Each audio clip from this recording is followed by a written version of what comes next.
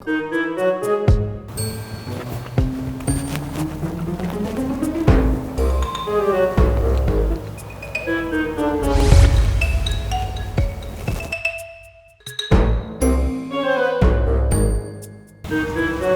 now?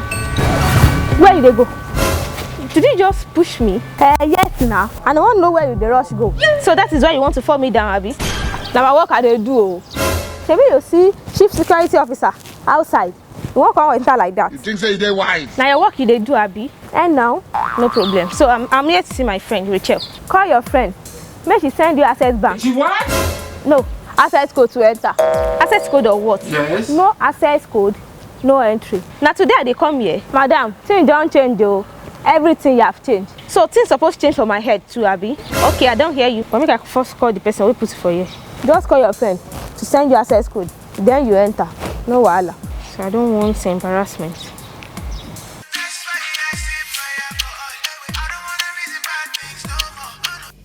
My friend, how far? See, I've been outside for the past 30 minutes. So I don't understand what your security is telling me. So should I should provide a code or access code? I don't know. She Adamu was talking about my money. So I don't know for Ramo. You think I am myself? You know what? Just give him the phone. Jake him back, I'm so sorry, eh? Okay. Take.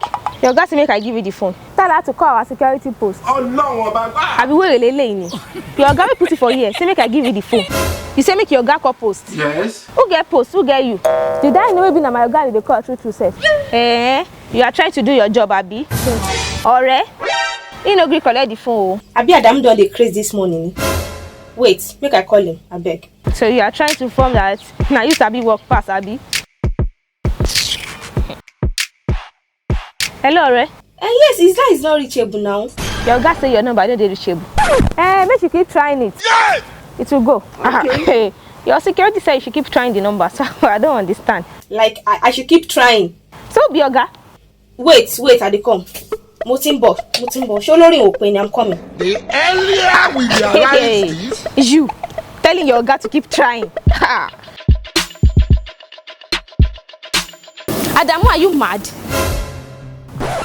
Madam. Come ma. Now me they call you say make I call post. Sorry ma. Sorry for yourself. She na today you dey see my friend for here. I don't tire oh. Sorry ma. Now the new protocol ma. Will you just shut your mouth? That your stupid protocol. Alright, wale jare ma binu. No problem. God will see us. Protocol, no protocol, mumbo. See you, Ma worry. My work I dey do. Just trying to delay me. Your life depends on me in this house. Already they worry my life. How long I go come now? Go on everybody down. On me I go run. No security, no enter, nothing. They go to shout. I beg you.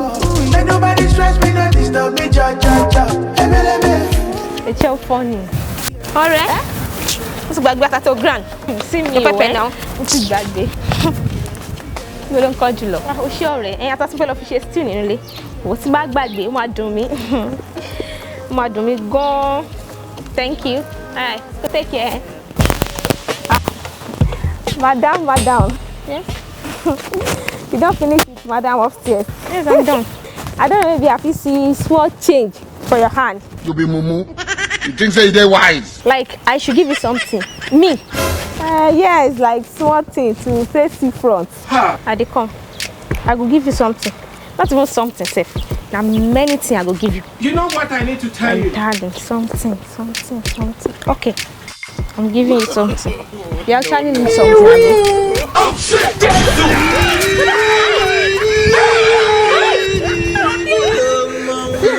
At least you can see front now.